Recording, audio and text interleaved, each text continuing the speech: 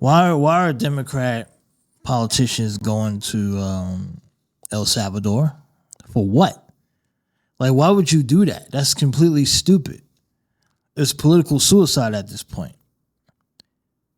Now, luckily, it's happening. You're doing this stupid shit now, so you can recover. But you kind of just wiped out any momentum that you had. You're going to battle over a person who is not an American citizen. And there are more details coming out about this individual. And let's face it, every single other issue Trump is down on. Guess the one issue Trump is up on right now? Immigration. He's down on every other issue. He's up slightly. His only net positive right now is immigration. And you're really going to try to take it to Trump over immigration? Deporting a non-American citizen that may or may not be connected to gangs, or he was a gang, he was not a gang, maybe he was a gang, he used to be a gang member. Who knows? And like I said, more information keeps coming out about this, the more people keep digging and digging. You could always revisit this if this guy is supposedly clearly innocent and say something does happen to him. You can always come back to this well 8-10 months from now and use it to campaign on in the midterms. Yes, I say use it because we're talking about politics. The Democrat Party gets their asses kicked in the message game by the MAGA crowd. The MAGAs are going to take every single thing that you're doing right now. They're going to use it. They're going to make ads. They're going to keep saying. That's why if you notice, if you go to anytime they have these panels, and I saw a few panels over the last couple of days, and a few of the MAGA influencers that go on these panels because they get paid to do it, they're literally repeating the same shit. They're talking about how Democrats are in favor. They're going all in on an illegal gang member, MS-13. It doesn't matter if you believe or if the court said that the guy isn't or isn't. Their crowd believes that this guy is a terrorist. This Garcia guy, Abrego guy. They believe that. They have the messaging. Fox News is the number one cable news network right now. Number one. That means that message is getting pushed to that crowd. They believe it. Guess who controls the podcast spaces? The right wing. Guess what they're going to do on those spaces? They're going to talk about how the Democrats are defending illegal aliens, criminals, MS-13s. Guess what they're going to do on every platform? They're going to replay the press conference when the White House allowed the mother of a person who was a victim to a different illegal, not the guy that everyone's talking about, but the optics of that mother crying on in front of the cameras, in front of America, about her family member, her daughter or her son or daughter that was killed. Right? While at the same, you're going to have that picture on one end, and then they're going to talk about how, as you see, this mother's crying because their child was killed by an illegal alien criminal. Then they're going to show the screen of the Democrat senator who wants to take a trip to El Salvador. That's the messaging. That's how you message. And if you think the Democrats cannot beat Donald Trump and the MAGA crowd when it comes to messaging, and I hear some of the people on the left say, well, we can walk and chew gum at the same time. We can still talk about the economy. We can still talk about the other stuff. No, you can't. You wasted all your political capital, all your bandwidth. Even your media, your friendly media outlets are going nosediving on this. Right? Then you can't do both. You stepped all over AOC and Bernie. You stepped all over them by going head first in this. No one even remembers that AOC was in Idaho anymore. Well, what? Idaho? What was that about? That's over. 24 hours news gone. They don't even care about that. No one's even talking about the fact that everyone was out in the street last weekend. Gone out the news cycle. This has been the story. This Obrego story has been sucking up all the oxygen in the news atmosphere, in the news algorithm for like the last 4 or 5 days or so, whatever. Because you guys are going all in. Politically going all in. And the MAGAs, all they're going to do is keep dropping breadcrumbs. They're going to keep saying, hey, we found this article. We found this report from Maryland police or the gang unit in this town said that he was in the gang. Reports, mind you.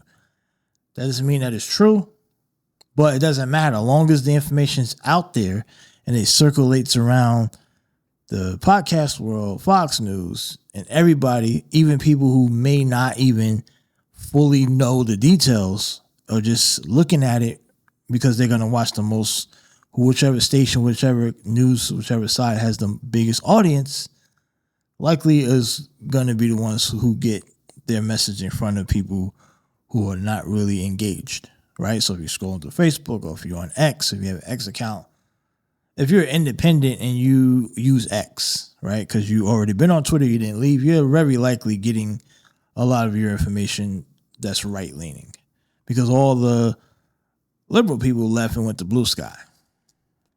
So if you're an independent, you're just some guy or girl that works 30, 40 hours a week, you're just a regular worker, you're not really in the political game, you're not really paying attention like that, you're not really watching TV, you're raising a family, and you just happen to scroll on X every now and then, you sign in, log in. Guess what you're going to be seeing when it comes to news? You're going to see all the accounts that are reposting the libs of TikToks, all these accounts that are going to be posting about all of the stuff that they come up with. And you're going to believe that it's true. You're going to say, oh, wow. So he did beat his wife? Or he's not really a good guy. Why are the Democrats defending him? That's weird that they're back to defending criminals again. Oh, man. Right? Even if it comes out later that it's false, but it's just the messaging that matters. That's all that matters in politics. It doesn't matter about who's telling the truth and where the facts. There's no facts. Facts don't mean shit in politics. It's all about who can convince their crowd what the truth is, regardless. Who gets to it first? Who can get it out there first? And if they if they was able to win when they was not in power, right? They didn't have the White House the last 4 years prior to today, and they was winning that message war. What makes you think you think they're not gonna win it now when they control the press room, the press briefing room? They control it. They literally get to dictate what messages go out there. Then you got these reporters that are so scared or don't really ask the right questions, and they kind of lay up questions so they don't seem like they're being in attack mode. No, we could have got to the bottom of this answer a long time ago if one of those reporters days ago would have said, is there any proof that this guy was a gang member? Where can we get that proof? Can you show us? Or if they would have went and did the research themselves. This would have been asked and answered days ago. And if it comes out that he was, you report on it. And if you get evidence that says he wasn't, you report on that. And then we take it from there. But no one was really trying to get the real answer. They just kept saying, what do you think about this? And then, of course, the White House is going to be like, well, if you think he's not, you should go look it up yourself. Like just playing the game to drag it out and make you continue to defend it and get upset. And then as soon as you jump out the window, say, oh, we're going to go to El Salvador and talk to the president. Like you think the president of El Salvador, who just came from America, that's doing business with Donald Trump, is going to really take your call. Is going to really meet with you for what? He won't do it. There's an incentive for him to continue this arrangement and to stick by Donald Trump. He's not going to throw Trump on the bus. Trump is literally paying him to house these undocumented people. And you can't really go all out here on a guy that is a citizen of another country that he went back to, that he was sent back to. I know everyone's calling it human trafficking and it's kidnapping, but is it really though? I mean, if the guy's from that country, is it really kidnapping? I don't know. I guess you say it's morally wrong, but is it politically smart to jump on this trend? Probably not, to be honest. And you guys need to get off of it. Get off the train. Focus on the issues that Trump is losing with. You don't focus on the issue that Trump is winning with. Yeah, Trump is still winning on immigration because the MAGA crowd, the right wingers, they love deportations. They don't care if the guy was a citizen or had status or used to have status or wasn't status. They don't care.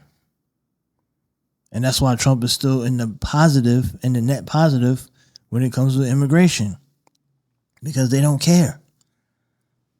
So go back to whoever's running the Democrat messaging. They need to be fired, replace them with someone else, and stick to the issues that really matter to Americans. That's how you're going to win the midterms. That's how you're going to get momentum back. And don't step all over the people who are making progress or who had momentum. Don't step on them. Allow them to continue to build. Like, I don't understand. What's the strategy? It's like a whole bunch of people in the kitchen making the food. There's too many cooks in the kitchen. It's crazy. Like, it's just not gonna work out. Do not die on this hill with this Abrego Garcia stuff. It ain't worth it. It's really not politically. Look, I get it morally. Look, let the activists, let the people on the ground, allow them to do all the heavy lifting on that. If you're a politician, you put out a statement. You say, hey, we want to get to the bottom of the situation. We want to find out if he was here legally, if he was a gang member. We need to find out. We get the details. We'll find that out. But in the meantime, we need to continue to focus on working for the American people, right? That should be your plain message. Let people know that you care, that you're monitoring it, you're trying to see what's going on and make sure other people don't get caught up, that ignoring court orders and following the Constitution. But then get right back on the ball and say, hey, we got to talk about the economy. We got to talk about this, and that. And then you go. But to sit there and waste time and stay on this all fucking week and weekend and all this shit, it's crazy. Don't go to freaking El Salvador for what? Dummy. You can fall right into the trap.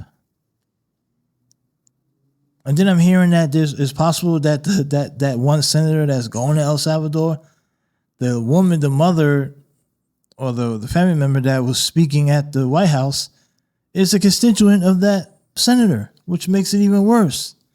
While you're going out to El Salvador, this woman's on TV crying about her dead family member that was killed by an illegal. And now you're going out to El Salvador to defend a non-citizen. That's optics, man. That doesn't look good. Whether you believe it's right or wrong, it don't look good. And that's what you got to worry about here. That's what you got to worry about. And I hear some people say, oh, well, we can do both and we can talk about the other issues and this, and we got to highlight this because of if we don't, he's going to take citizens and deport them and all this other shit. Look, it don't matter. And if you're doing it now, you could still lose if this thing drags on too much. If they use this for ads against you. Remember, Kamala Harris made a comment about supporting trans surgery or whatever her comment was back in 2019. And it came back to haunt her in 2024. And she had never spoke on it after that one time. She didn't even speak on it at all during her campaign. and it still bit her in the ass. They still was able to spend hundreds of millions of dollars to let everyone know that this woman is for they them. They put it on her, dead ass, on her own words. So make no mistake about it. They can still bring it up in 28. They can still bring it up in 26 and use it as like it's current. They can still do that. They've done it already. If they can pull up 5-year-old quotes to crush you, best believe they can pull up a quotes from a year or two ago from any Democrat that's in the House that runs every 2 years, or any senator that's up, and they've made comments supporting, defending non-citizens. That's going to come back and bite you, especially if you're in a purple area. You're in a purple state, purple county, purple district. You are completely done. You are done. You might as well just say, you know what? I'm not running for re-election. If you continue to go this route, because it'll be over for you. You got no shot. And best to believe they're going to use this. Best to believe they're going to use this. So you got to think about it. Some battles are worth fighting, some are not. That's just the bottom line. I wouldn't touch this with a 10-foot pole.